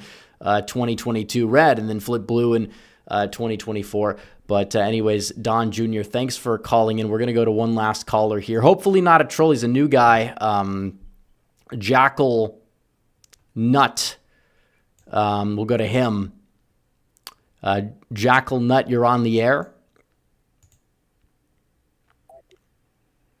Hello? Hello, I'm on the air. So, if I had to pick you're cutting out, but would you sign the deal for the midterms? 53 Senate seats for the Republicans, 218 House seats, so a one-seat majority. Would you take it? Would you not take it? What's the verdict here? I think I would take that deal because, slim majority, and I don't hate Mike Johnson, honestly. I think he's actually solid for what the cards he's dealt with, but I think, honestly, I would have a slim majority than letting Democrats have power, even to one seat, because let's be honest, the left in the Senate has a completely, they lost their minds, but compared to the House, let's be honest, Trump is not going to really get anything done if they lose the House. So, so I think I would take your deal. Would you take, but you wouldn't take the deal if it was a one-seat Democrat majority, would you? Yeah, I wouldn't take that. Okay. Because they wouldn't let anything get done. Like, no way. Yeah, fair enough. I agree 100%. And I think a lot of people feel that way too, about the fact that, it is something that you wouldn't, I wouldn't take the deal if it was a Democrat House, but I would consider taking the deal. I'd lean towards it if it would be a Republican House, even if it is a one-seat House, just because of the fact that it does, just having that poll matters, even if it means that some of these grandstanders have a lot of leverage. Yeah, a lot of leverage. So, I mean, it's definitely something to consider. But thank you for calling in, Jackal. I appreciate it. We have one more caller who is also new, I believe. Lord Vunser. We'll see if this guy's legit as well. Hopefully he is. But Lord Vunser, you are on the air. Would you sign the deal or would you not sign the deal? Yeah, like with regarding the deal, I mean, there are like certain elements of the deal where like there would need to be like some just like assured guarantees about like the candidates we run. Like, I mean, if we're just gonna have like a bunch of rhinos in there that are just gonna like grandstand on bills, like Derek, like Van Orden, then we need to I wouldn't sign the deal because I would much rather have someone like Zachary Livernash like primary him. Okay. I don't know who that is, but I believe Derek Van Orden, that's Wisconsin. Yeah, Wisconsin. So, yeah. All right. Well, I mean, that wasn't really what I was getting at, what I was talking about, like the deal, but I understand you saying it would depend on who wins, correct? Yeah, I mean, yeah, I would much rather have the Republicans to win, but like it's just like with the deal, like I would much rather have guarantees than just like go with like another 2 years of an embarrassing Congress that doesn't really function as properly. It's just an embarrassment for the whole party, for the party as a whole. If you have like a majority and you can't like pass anything because of grandstanders. Yeah, I understand. So, anyways, appreciate the call. Yeah. I appreciate the call, and I understand where you're coming from because the composition, it does have an impact, as we're seeing right now in the Senate. But thanks anyways, Lord Vunser. So, all right, that's the end of the calls. We're going to wrap those up. And let's see here. We have, let's see, more super chats.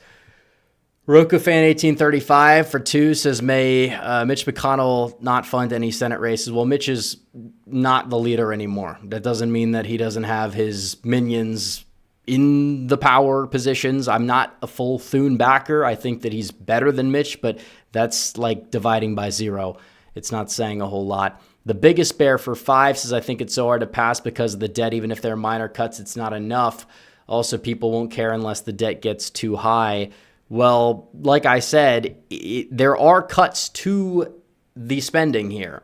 And a lot of these projections about how the tax cuts impact the revenue, they've been wrong before, and they're very likely, in this case, wrong as well on certain fronts. Now, you are cutting more in taxes, but you're also cutting more in waste, fraud, and abuse and entitlements. And the bill does many things that that the Tax Cuts and Jobs Act didn't do that would spur revenue to the economy. So it's a little bit of a give and take. Tucson Paleocon for 10 says, if you could wave a magic wand to get elected to the House by popular demand in a solid red district, would you? Do you feel if you're qualified enough? Well, first of all, I don't know what makes somebody qualified for Congress. You have a lot of unqualified people in Congress, and half the qualified people are morons that don't know their head from their rear end. So I don't really need to focus on the are you qualified part of it. As for would I do it? Absolutely. I mean, you'd have a job for life. Would I actually want to run for Congress by the time I'm 20? Well, I already am legally old enough to run for Congress or to serve in Congress, but I don't know if I necessarily would say that it's something that I plan on doing anytime soon, but probably wouldn't close the door on it. But we'll see. Dova Budgie 100 says, lowest gas price I've seen in Pennsylvania so far is $3.19. That's brutal compared to Texas prices, but I know they're definitely a little bit higher up in the Rust Belt for sure, but they have to get lower than that.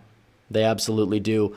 Alex Sorikos for 5 says, as a conservative, I fail to understand why there should be sent to billionaires while their workers skip meals just to stay in their homes. Well, usually the economic systems that don't have these multi-billionaires tend to have far worse economies for those at the bottom. So I will say that. I think you're going to have a hierarchy. I'm not against people making money, having wealth, contributing to society. All that's great. You will have an elite. because you have a hierarchy. The problem is the current elite does not care about those who, as you say, are at the bottom, but it's far beyond just the economic aspect of it. It's the social aspect, the cultural aspect. They'll do anything to make a quick buck. So, I mean, we don't really have too much economic strife in that department compared to how some people on the far left will try to make it out to be to push their agenda, which usually leads to more of that stuff. But either way, I think people can make money, and people should be incentivized to donate as much as they possibly can, help people in need. There's been plenty of great things done by a lot of people with a lot of money, and that can't go unstated as well. Riley Moore for 5 says we need a new infrastructure bill, roads, bridges, tunnels, complete all unfinished interstates, and reopen the abandoned railroads. Well, one thing at a time. You'll have people that say we need to cut spending and then also increase spending, and you got to kind of strike the balance here. Infrastructure, can we get it done? I mean, Biden passed a massive bill, but very little of that was infrastructure. I'd rather see what we can do to shift some of that spending towards infrastructure. In terms of the railroads, you have all these companies that produce airplanes, and they've definitely been able to kind of have the upper hand in saying, no, you can't have any high-speed rail. And I'm not like the biggest high-speed rail guy, but you have a lot of it in China. You have a lot of it in Europe. I'd like to have more of it here just so we can kind of lower the overall cost of travel in the United States. So, plane prices will go down. You'll have rail prices maybe would go up for that specific thing, but it would be a net benefit, in my opinion, if you had the option, and companies like Boeing have the infrastructure to do that. So possibly work with them, incentivize them to do so, but they're so incompetent. Boeing's incompetent. A lot of these companies are incompetent, so we'll see. But yeah, I would rather use the Green New Deal funds for other things. So just looking at regular chat, because we have a lot of people in chat. We took a lot of calls. We had we had one troll, I believe. We had a few other people. So either way, we have 336 guys. Like the stream. Let's get to 500 likes. Let's get to 500.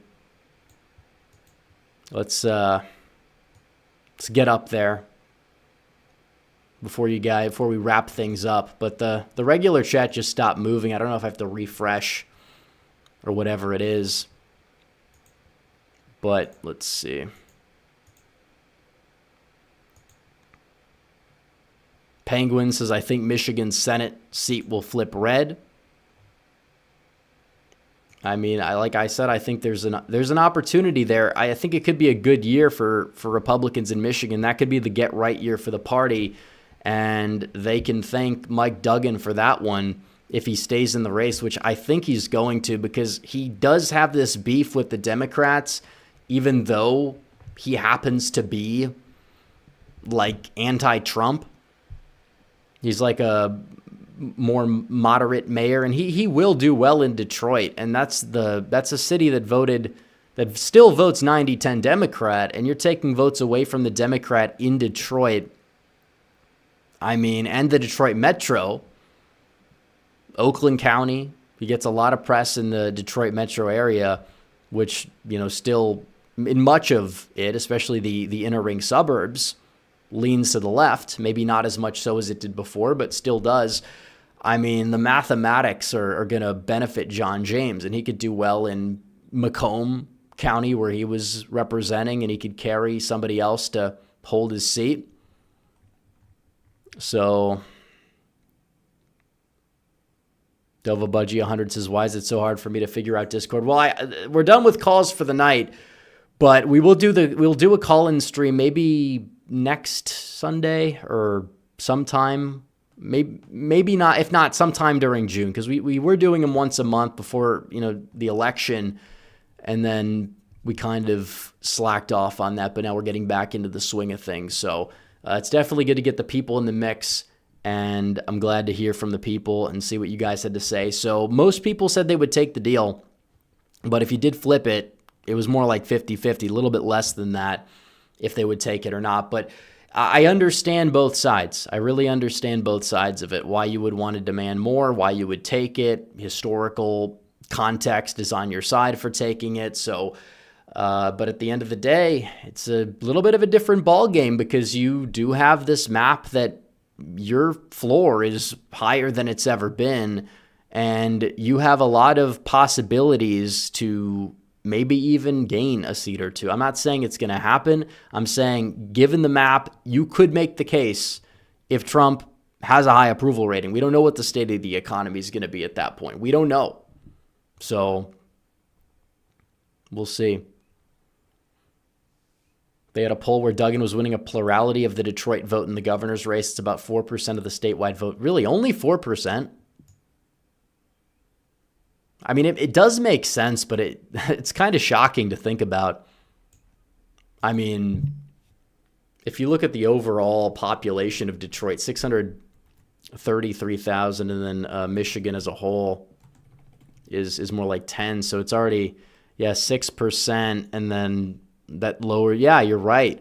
Wow, that's surprising. But Dova, if you're a part of the website, you can use the link on the website to join the Discord server, and then you can join the calls from there for future streams. So Missouri 7 said he would take the deal.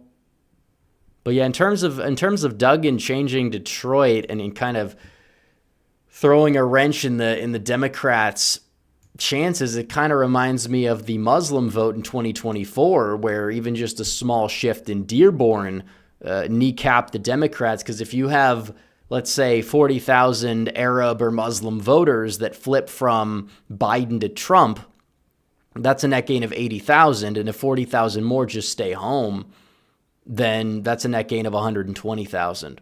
And what was the margin needed? Like 150, 160,000 votes. And Trump ended up winning the state by more than that because he did much better with white working class voters. He held his own with white college voters. And a lot of that was due to the auto industry in Metro Detroit.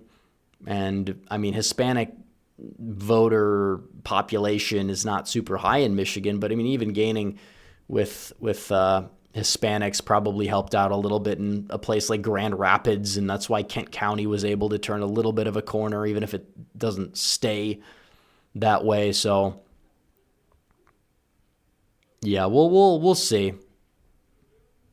I mean, there's a lot we don't know. It could be sitting here in November next year, and it's a total disaster. But I mean, that's what you would expect. If the Democrats don't regain the House, it's a disaster for them. Even if they gain a seat or two, it's a net gain, but not really. Because it's a cycle, which is why we have to be prepared to lose the House, which means we pass as much as we can now. And if we do that, we actually, ironically enough, have a higher chance to hold the House. So, yeah, we'll see. But I think John James, whether people like him, whether they don't like him, he is a solid candidate overall for the state. He's relatively likable.